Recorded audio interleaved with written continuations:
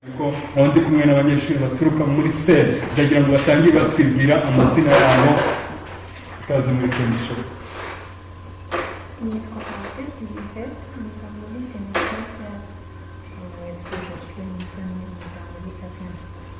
Okay, abakobwa rero ni beza bya hatari, niyo mpamvu ngiye mba nanabatumiye.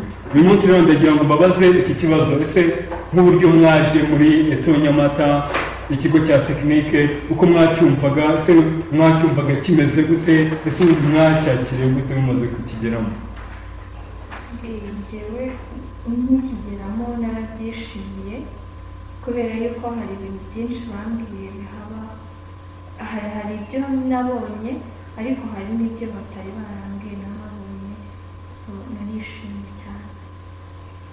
Njyewe rero kundaje kabisa numvaga iki kigo ari gifite sake cyane kandi ko nagisanga.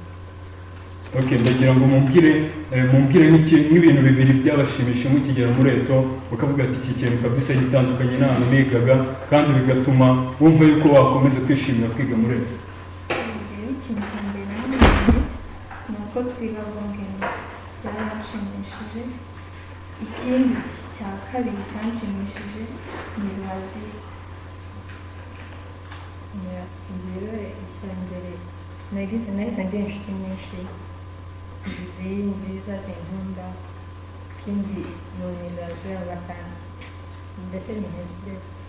Okay, byumvikana ko aho bigaga hasaga nkaho atari muri gereza neza. Gusa icyo nakubwira kuri bano bakobwa ndagira ngo mbabaze iki kibazo kimeze gutya, ese ubundi ni nk'ikihe kintu mwumva hano mu kigo? Ni ikigo cy'abasportifu cy'abahanzi nk'uko mwavuze cya Rwase, ndagira ngo umuntu ambwira ahantu yumva nka siporo akora hano mu kigo yumva yakora cyangwa se yibona.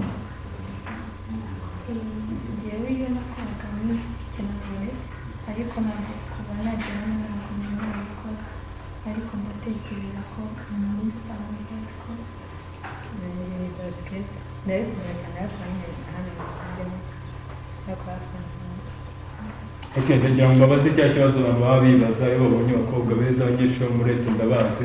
Ndagira ngo mbabaze se ubundi hano muri Eto hari abahungu benshi kandi beza bya hatari badafite n'ikibazo cyo gutinya abahungu, cyo gutinya abakobwa.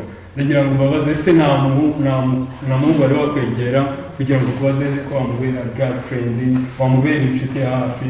Ndagira ngo dusubize icyo kibazo. Kuri njyewe twahuye bisanzwe nyine nk'inshuti zisanzwe abantu biga mu muhanda, ariko kuri iyo sije nta nyine. Njyewe nta n'umwe gusa byara bigaragaza cyane n'umwe. Okay, ndagira ngo mbabaze wowe mbwiye ko ari ababigaragaza ariko nta n'umwe. Ndagira ngo ese hagize ubigaragaza agatinyuka akabikuba akabigusaba wabimwemerera? Ntabwo nabimwemerera ko ndamufite. Ni ukuvuga ngo aho wigaga wari umufite cyangwa ni muri gutyo muri vakansi muturanye? Oya ni hano. Ufite boyfriend hano ku ishuri? Okay, wowe?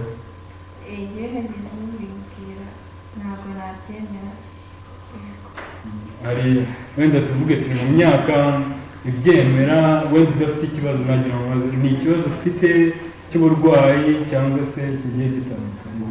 Ntabwo ari ikibazo cy'uburwayi cy'umutwe ndetse numva atari ngombwa yuko natanga. Okay, rero nashimira abanyeshuri bo mu wa kane bya hatari muri sere, ubu bakaba baramwise Joseline na Yvette, nkabambatuye indirimbo bise Mwifuza, indirimbo ya Social Mula. Ababifuza bose umwe yarafashwe undi ntabwo abishaka. Shut up, this is your boy Kemi Vance, ndi bugaruke mu kanya.